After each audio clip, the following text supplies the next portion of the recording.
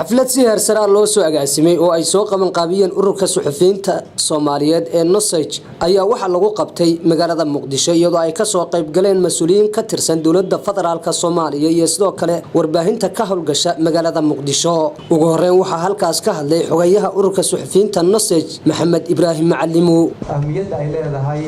xorriyadda saxaafadda runtii waxaan aad ugu mahadcelinaynaa dawladda federaalka Soomaaliya inay qayb ka tahay naga caawisay la'aanteedna meesha aan joogi lahayn hadii amni uusan jirin marka ayadana waan ugu mahadcelinaynaa taageeradeeda had iyo jeer arrimaha la xiriira saxaafadda sida maaragtay horey loo sheegay Soomaaliya weli waxay ka mid tahay meelaha ay tacadiyad wariyaashu la kulmaan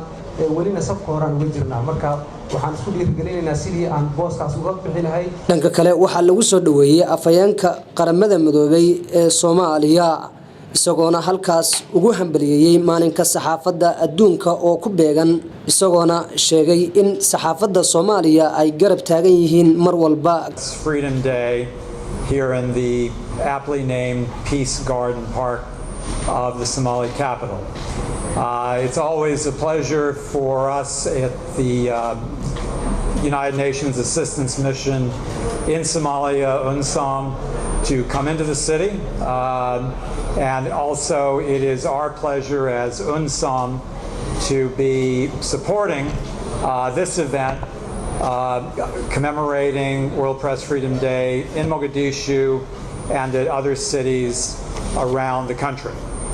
I'd like to take this opportunity to read a message from the United Nations Secretary General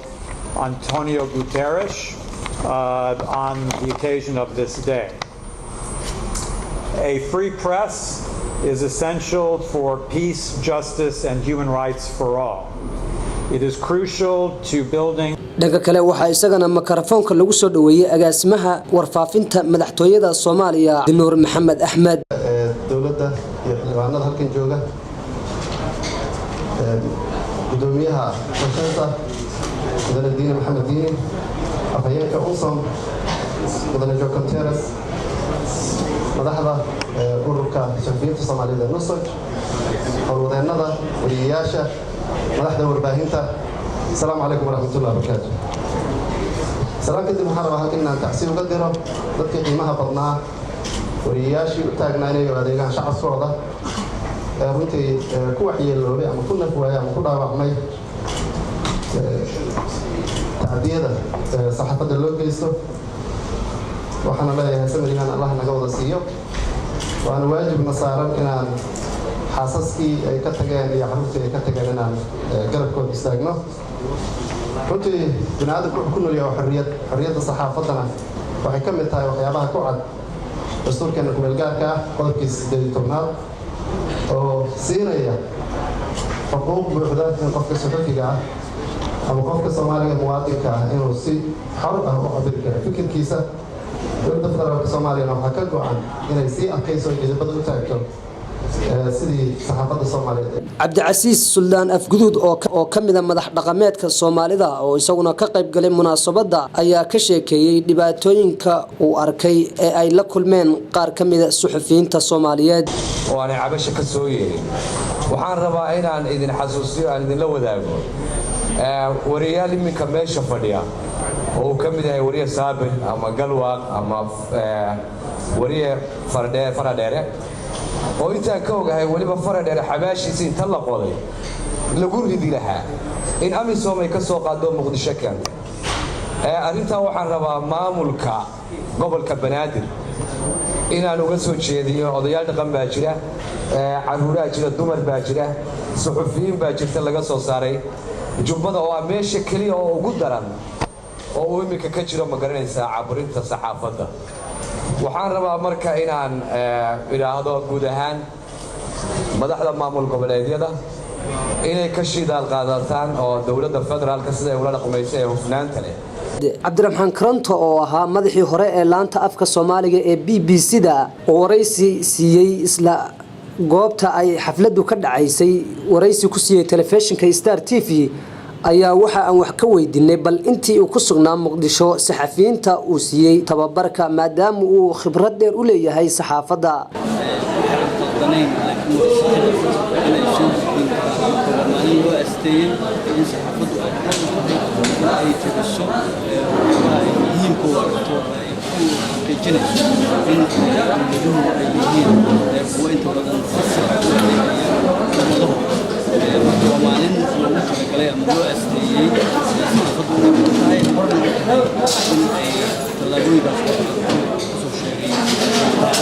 ay dadku adeegaan samarka aan la caburin iyadoo la leeyahay inta badan waxaan dan waxay si gaar dowladda mas-uuliyiinka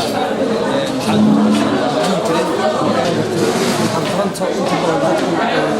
sida aad kala socon jiray intan dambe warkaagu waa yaraa dabcan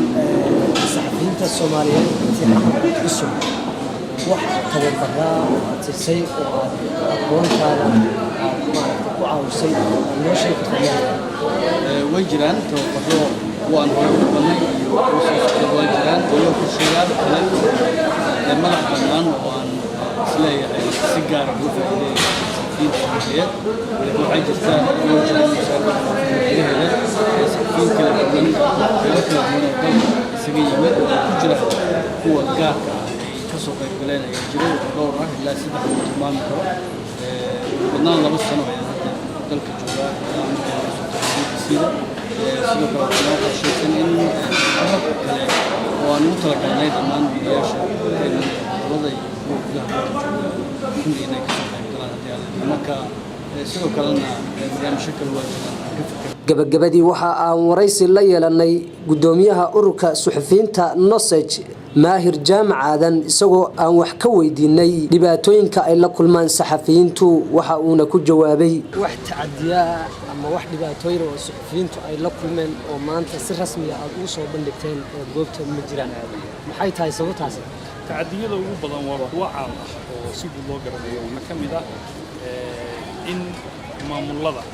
iyo dawladuhu ay u isticmaalaan abuurin saxaafadda sida xariga joogtada in la handado wariyaha la cabsi geliyo in isagoo howlihiisa ku gudbiya violence wax la yiraahdo la qallaasi geliyo qalabkiisa wax loo dhimo fariimo lala wadaaga qaarkood maaragtay lagu cabsigeliyo waddanka kaga cararaan marka waxaad gudaa dilka ayaa u dheer wariyaasha marka loo siiyo hadda wadamada dariska waxay Soomaaliya wariyaal badan marka la fiiriyo marka dawladda federaalka ee Soomaaliya nidaamyada iyada ku xidhay waxa dhig jiray tacdiye badan baa dhigtay ee xadgudubyo ah xarigaday tahay haday handadaad tahay waxaad muddo dawladdan sanadkii jirta oo macaamilka xagga saxaafadda inay kaga duwan tahay 3 May oo ay qaramada midoobay u astaysay maalinka xorriyatul qowlka ayaa waxa laga xusay dhammaan guud ahaan caalamka Maxamed Cabdi Cusmaan Maxamed Faradheer Star TV magaalada Muqdisho